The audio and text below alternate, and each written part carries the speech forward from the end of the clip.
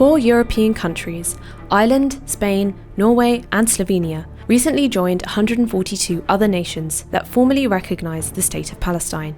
The move highlights growing support for Palestinian self-determination and emphasises the strategic importance of Palestinian statehood as a crucial step towards a lasting political resolution to the decades-long Israel-Palestine conflict. The country's announcements come amid Israel's ongoing military offensive in Palestine's Gaza, which has already killed over 36,000 Palestinians, mostly women and children.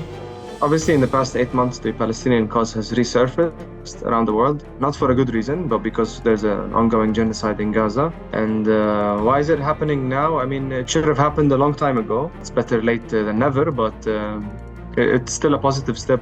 But the question remains, will it prove effective?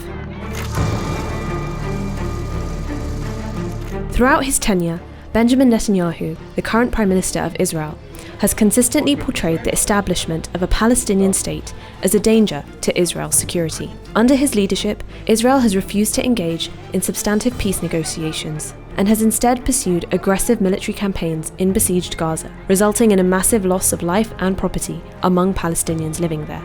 Additionally, Netanyahu's administration has implemented a policy of Palestinian repression in the occupied West Bank, while also overseeing the further expansion of illegal Jewish settlements in the occupied Palestinian territory, exacerbating tensions and hindering prospects for a peaceful resolution to the Israeli-Palestinian conflict. It is not in Netanyahu's interest or in Israel's interest to see an independent Palestinian state. I mean, if you look at the Israeli political scene today, you won't find a partner for peace. And this is what the Israelis kept claiming for decades, that there is no partner for peace on the Palestinian side. When the 4 European states announced their plans to recognize Palestine as a state, Netanyahu's reaction was predictable. הכוונה של מספר מדינות באירופה להכיר במדינה פלסטינית היא פרס לטרור. On November 29, 1947, the UN unveiled a partition plan for Palestine to divide the Palestinian land, then mandated by the British, into 2 states: Jewish Israel, a state for the Zionists who had been seeking a Jewish homeland, and Arab Palestine, a state for the indigenous Palestinians.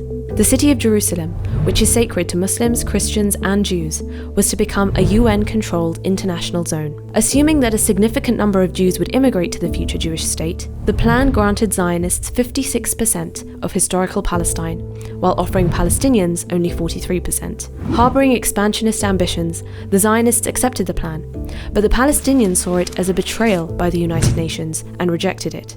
Along with their peers in neighbouring Arab countries, Palestinians viewed the plan as a settler colonial project facilitated by the British. After the first Arab-Israeli war broke out on May 15, 1948, the Zionists emerged victorious and established the State of Israel. Zionist paramilitary gangs violently expelled over 750,000 Palestinians, 80% of the Palestinian population at the time, from their homes, taking their land and rendering them refugees in what's remembered as the Nakba, the catastrophe in Arabic.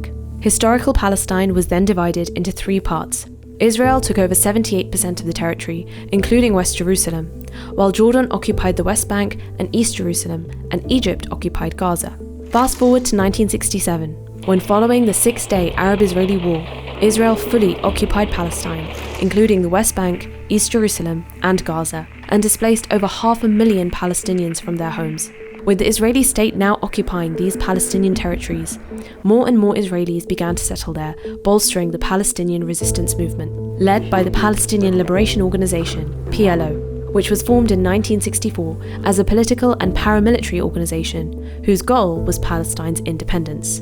In October 1974, the Arab League recognized the PLO as the sole representative of Palestinian people. That same year, a UN committee invited the PLO to the General Assembly and simultaneously granted it an observer status. لقد جئتكم يا سيادة الرئيس بغصن الزيتون في يدي وببندقية الثائر في يدي فلا تسقط الغصن الأخضر من يدي لا تسقط الغصن الأخضر من يدي.